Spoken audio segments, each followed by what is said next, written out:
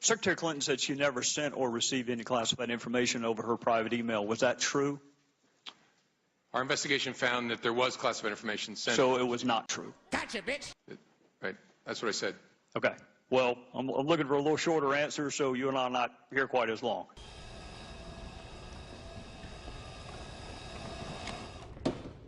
How about no, you crazy Dutch bastard? Secretary Clinton said there was nothing marked classified on her emails either sent or received. Was that true? That's not true. There were a small number of portion markings on, I think, 3 of the documents.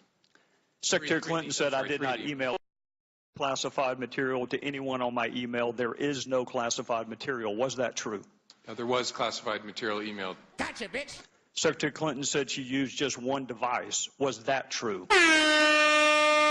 She used multiple devices during the 4 years of her term as Secretary of State. Gotcha, bitch. Secretary Clinton said all work-related emails were returned to the State Department. Was that true?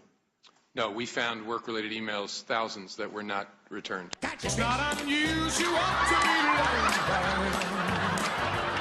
Secretary Clinton said neither she nor anyone else deleted work-related emails from her personal account. Was that true? That's a harder one to answer.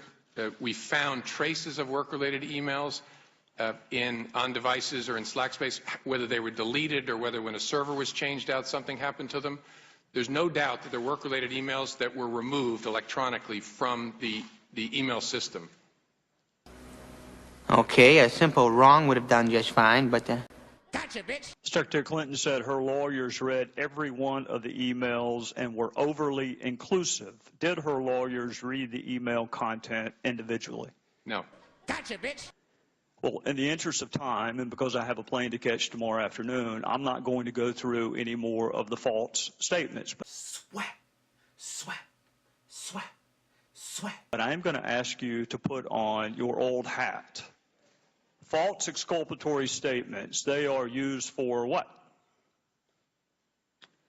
Well, either for a substantive prosecution or for evidence of intent in a criminal prosecution. Exactly. Gotcha, bitch. Sweat, sweat, oh, sweat, sweat. Intent and consciousness of guilt, right? Is that right? Right. Consciousness of guilt and intent. Oh, sweat. Oh, I'm sorry, I didn't see you there. Couldn't see over the swag.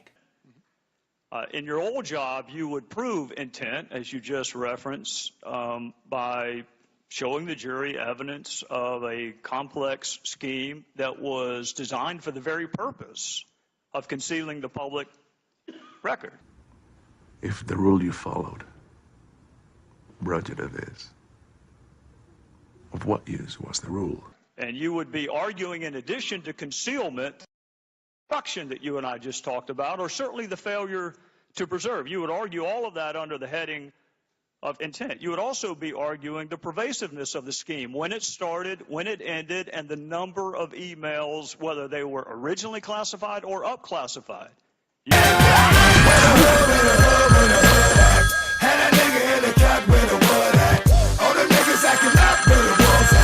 better bust that if you don't pull that.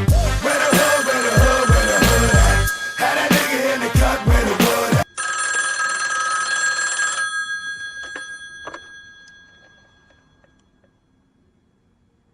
It's what we breathe. Ugh, so much sweat. You would argue all of that under the heading of intent.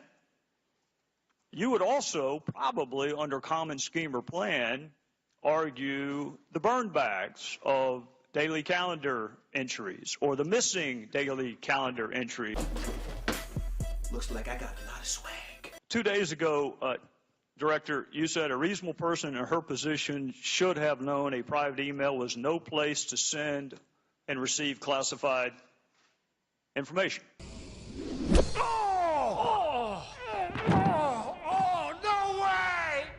An average person does know not to do that. This is no average person.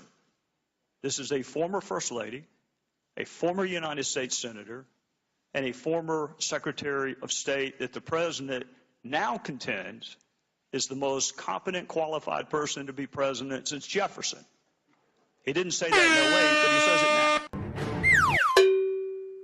She affirmatively rejected efforts to give her a state.gov account. She kept these private emails for almost 2 years and only turned them over to Congress because we found out she had a private email account. So you have a rogue email system set up before she took the oath of office, thousands of what we now know to be classified emails, some of which were classified at the time. One of her more frequent email comrades was in fact hacked, and you don't know whether or not she was. And this scheme took place over a long period of time and resulted in the destruction of public records, and yet you say there is insufficient evidence of intent. It was all a dream. I used to read Word Up magazine, Salt and Pepper and Heavy D up in the lemon. These nuts. Got him. Was extremely careless, but not intentionally so. You and I both know intent is really difficult to prove. Very rarely do defendants announce, on this date, I intend to break this criminal code section. Just to put everyone on notice, I am going to break the law on this date. It never happens that way.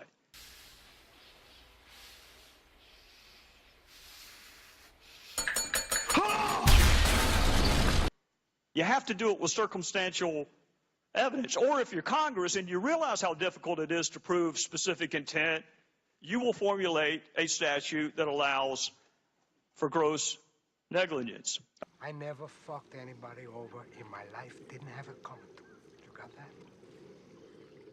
All I have in this world is my balls and my word. And I don't break them for nothing. I'll whoop your head, boy. You know I will. I'll whoop your head, boy. You mentioned there's no precedent for criminal prosecution. My fear is there still isn't. There's nothing to keep a future Secretary of State or President from this exact same email scheme or their staff. And my real fear is this. It's what the chairman touched upon. This double-track justice system that is rightly or wrongly perceived in this country. That if you are a private in the Army and you email yourself classified information, you will be kicked out. But if you are Hillary Clinton and you seek a promotion to Commander-in-Chief, you will not be.